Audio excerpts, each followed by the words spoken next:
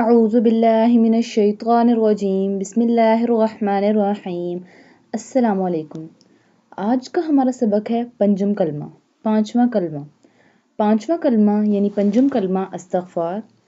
استغفر اللہ، اللہ یہاں پہ اللہ کو موٹا کریں گے، پر کر کے پڑھیں گے، کیونکہ اللہ سے پہلے جو لفظ ہے یعنی را اس کے اوپر دمہ ہے۔ استغفر اللہ ربی من کلی، من پہ اخفا کریں گے کیونکہ نون ساکن ہے۔ من کلی، کاف کو زبان کی جڑ اور تالو کے سخت حصے سے ادا کریں گے اور نرمی سے پڑھیں گے۔ کلی ذنب، زال کو نرمی سے ادا کیا جاتا ہے۔ ذنب اذنبتہ عمدا، عین حلق کے درمیان والے حصے سے ادا ہوتا ہے۔ او خطأ، طا، اٹس ناٹ تا، یہ تا نہیں ہے، یہ طا ہے۔ او خطأ سرا او علانیتا، عین، او علانیتا واتوب الیہ، من الذنب الذی، یہاں پہ الذی کو ہم کھینچیں گے کیونکہ اس کے اوپر مد ہے۔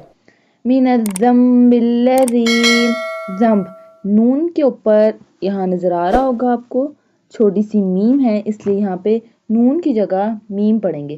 من الذنب الذی اعلم، ومن الذنب الذی لا اعلم، لا کو کھینچیں گے کیونکہ اس کے اوپر مد ہے۔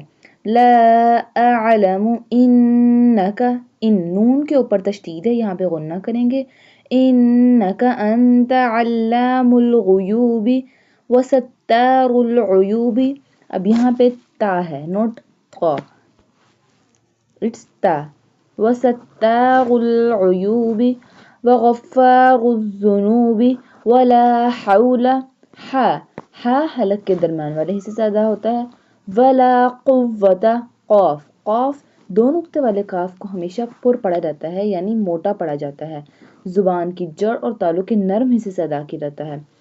ولا قوت الا باللہ، اب یہاں پہ ہم اللہ ورڈ کو موٹا نہیں کریں گے کیونکہ اللہ ورڈ سے پہلے با ہے اور با کے نیچے زیر ہے۔ جب اللہ لفظ سے پہلے جو ورڈ ہو اس کے نیچے کسرہ ہو یعنی زیر ہو تو اللہ کو موٹا نہیں پڑھا جاتا۔ الا باللہ العلی العظیم۔ Now repeat after me، میرے پیچھے دہرائیں۔